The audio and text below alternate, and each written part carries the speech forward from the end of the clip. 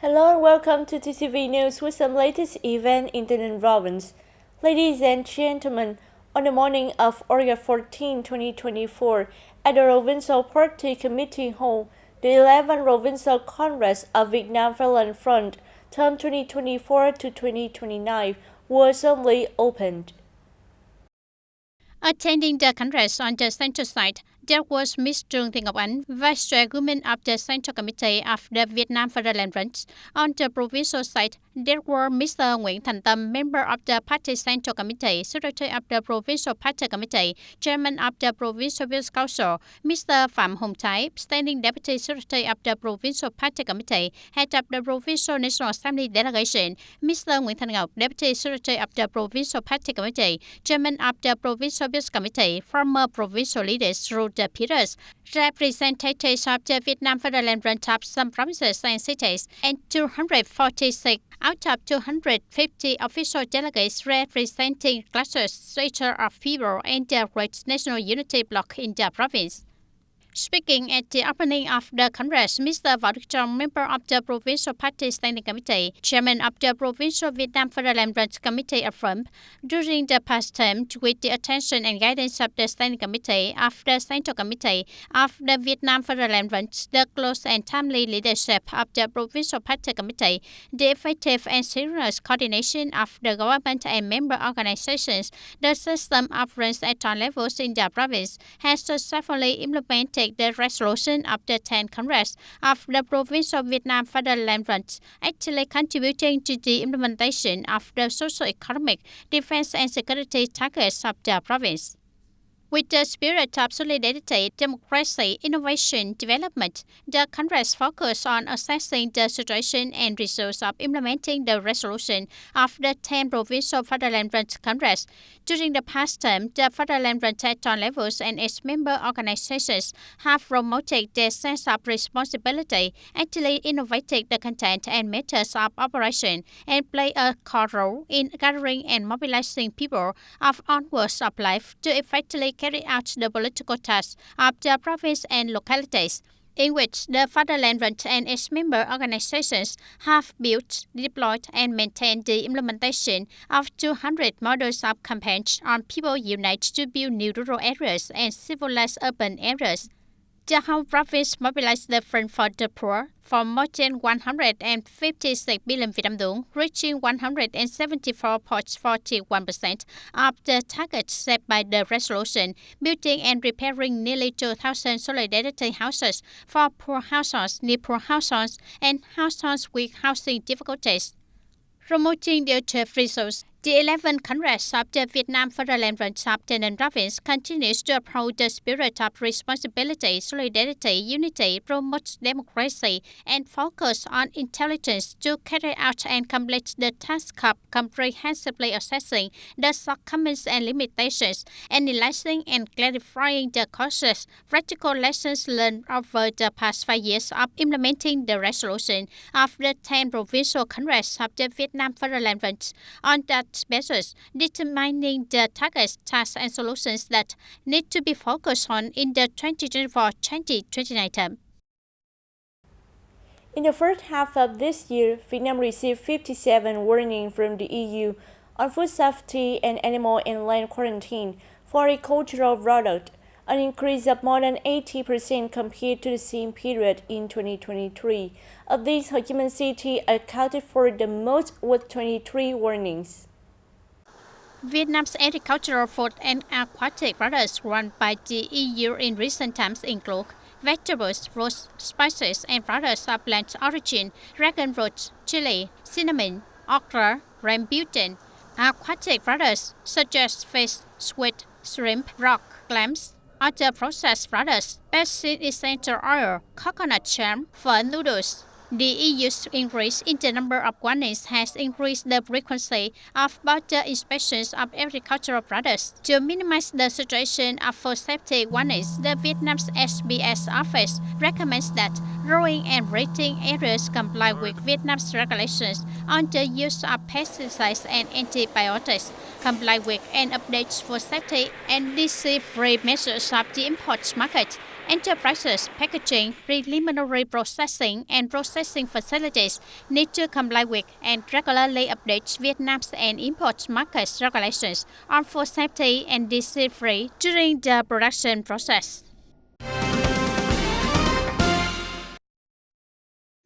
The Vietnamese embassy in Brunei has opened the Vietnam tourism promotion space at Brunei's national airport. This is one of the efforts to enhance and promote the image and culture of Vietnam to the people of Brunei and international friends.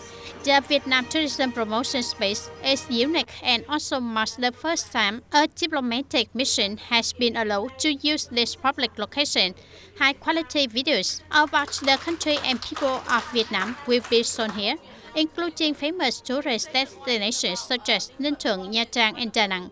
In addition, photo books and many other publications on tourism and culture are also displayed along with some typical Vietnamese handicrafts and agricultural products such as coffee and dry fruits.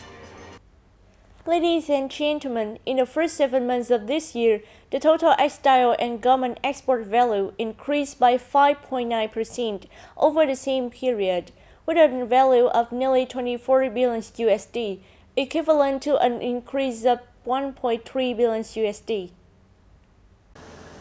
After negative growth in 2023, textile and garment orders have gradually recovered since the beginning of this year.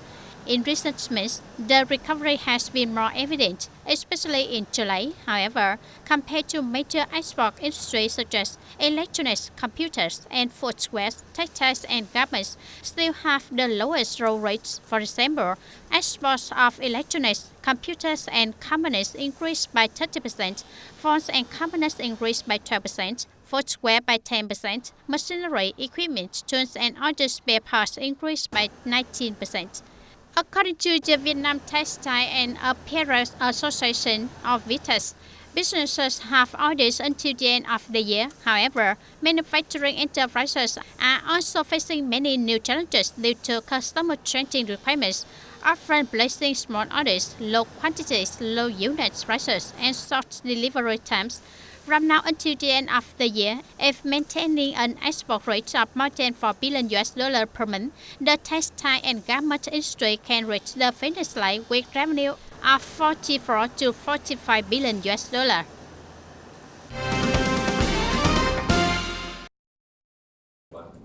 On the morning of August 13, at the government headquarters, Deputy Prime Minister Trần Hồng Hà chaired a meeting on the degree related to mechanisms and policies to encourage the development of rooftop solar power. At the meeting, the Deputy Prime Minister emphasized the need for consistency and science in the approach to developing the degree within the overall plan for implementing the Power Plan 8 in the spirit of shared responsibility without delay in ensuring energy security, meeting the needs of socio-economic development.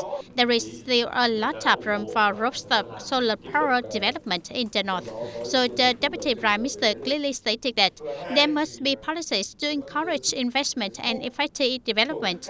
At the same time, he requested the Ministry of Industry and Trade to review load demand, transmission capacity, and system safety as a basis for adjusting the planning and implementation plan, opening up room for rooftop solar power, especially in the north.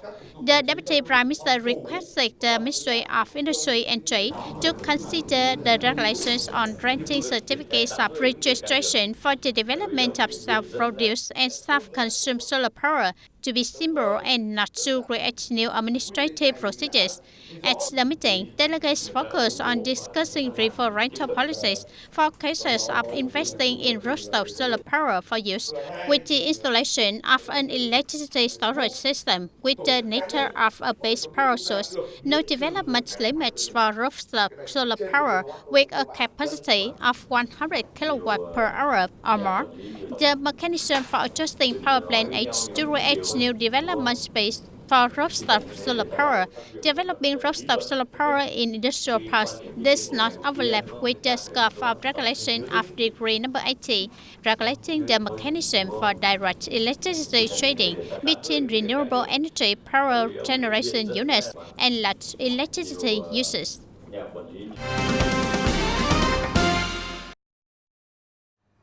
Since the beginning of the year, farmers' associations at all levels in the province have continued to coordinate with the Bank for Social Policies to effectively implement the adjustment of loans to poor households and other policy beneficiaries, aiming to bring preferential capital to beneficiaries, helping many poor households have capital to develop production, increase income, improve life, and actually contribute to the local hunger eradication and poverty reduction.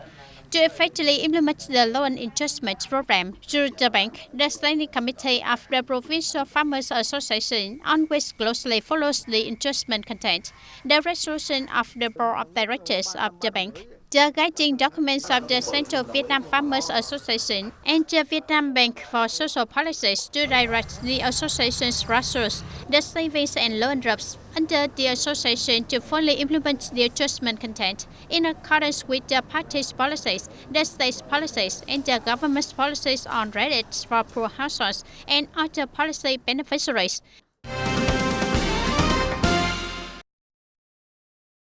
In recent times, the province's functional sectors have made many efforts in supporting the issuance of new courts, strengthening management and supervision of courts for growing areas and agricultural product packaging facilities that have been rented courts, serving domestic consumption needs and ensuring conditions for export.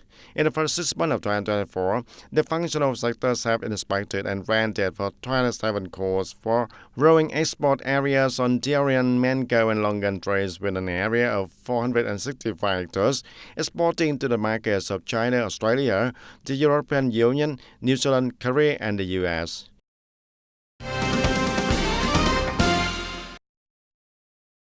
And to meet the requirements of production, TayNinhTV has been focusing on investing in completing and improving the quality of irrigation system. In recent times, the agricultural sector has focused on implementing investment projects.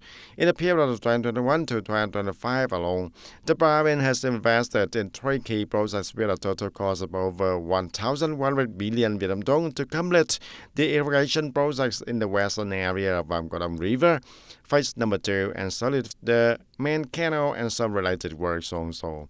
Along with that, the province has also invested about 112 billion Vietnam dong to build new, upgrade, maintain, and repair small irrigation works and internal irrigation works to ensure the requirements of water supply for irrigation and drainage. Dear audience, the Bamboo Enrichment Raft Village, specializing in production of bamboo bed, cabinet, and table and chair in An Hoa Ward, TayNinhTV, were formed decades ago. At one point, there were nearly 100 of installments in Raft Village. Today, the number of installments has decreased significantly due to the decrease in consumer demand. While to produce high-end product, installments need to have a lot of capital and buy baseline machinery. Therefore, to maintain their profession, installments need to make great effort to overcome difficulties. Originating from the love of the profession, many establishments in the Raft Village have tried to stay with the profession, overcoming many difficulties to survive, in which the establishments have boldly invested in technology, launching many products with diverse designs, meeting current consumer needs. Mr. Trần Văn Hong's Bamboo and Rattan establishment has also been in the profession for a long time, overcoming many difficulties to stick with the profession. Up to now, the orders have become more and more stable. Sometimes he has to hire more workers, on average not less than 7 million Vietnam dong per worker per month. Thanks to the support and creation of conditions to borrow capital from the Farmers Association of An Hoa Ward, Mr. Hong has had more conditions to consolidate the operation of the facility. In the past years, when the goods were good, there were dozens of workers to make goods. Now there are few facilities with only me working here. I think that export goods have been around for more than 10 or 20 years, but the profession of making bags and dress has existed for a long time. With more capital, I buy more machinery and invest in buying more materials. In recent years, facilities in need of capital have been evaluated by the government and organizations and proposed to the Bank for Social Policies for preferential loans. Thanks to that, the facilities have been able to maintain operations, creating stable jobs for many local workers. Previously, there were always 5 to 7 workers in the workshop, and most were from now until date due to receiving orders from foreign companies, generally reworking, so there were many workers. The bank has supported these people and returned households, some with 50 million Vietnam dong, some with up to 100 million Vietnam dong. While some wrapped villages are facing the risk of fading away, the Bamboo and Rattan wrapped village in An Hoa Ward, Trong Bang Thao has tried to overcome difficulties to survive.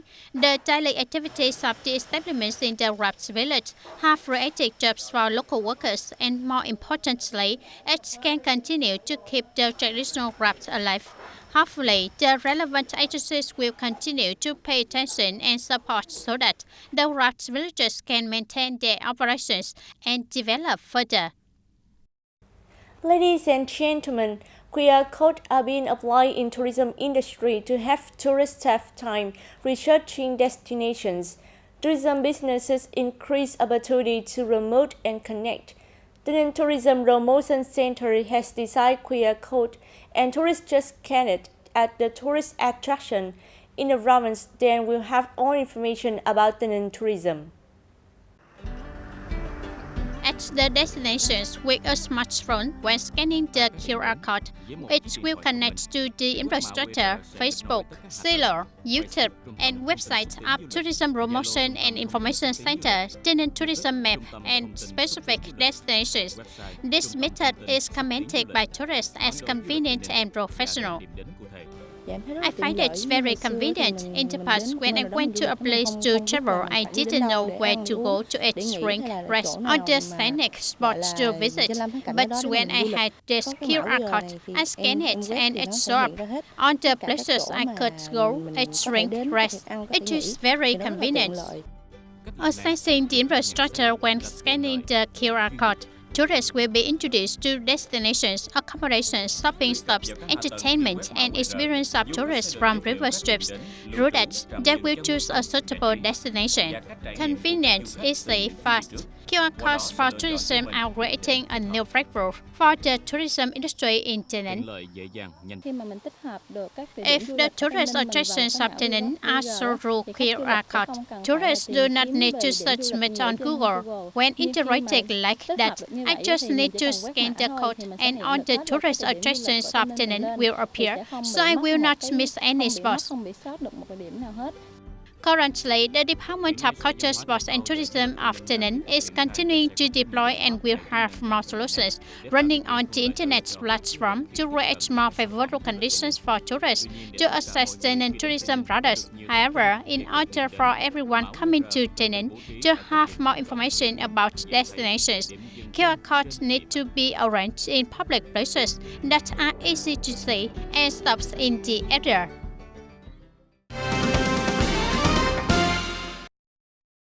The plan in the Bến Tre province for the period 2021 to 2030 with a vision to 2050 is oriented towards the east with the orientation of developing an additional of 50,000 hectares towards the sea, including the reclaimed sea area. The resolution of the 11th Bến Tre Provincial Party Congress term of 2020 to 2025 also sets a goal of strongly developing the marine economy, ensuring the national defense security, protecting the environment, preventing coastal erosion, and adapting to climate change.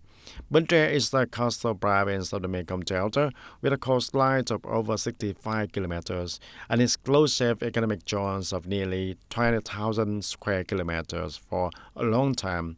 The province's socio-economic development has always been closely linked to the sea, especially the coastal districts of Bình Đại, Ba Tri, and Thành Phú. And in recent years, the marine economic strength of the three coastal districts have been strongly exploited.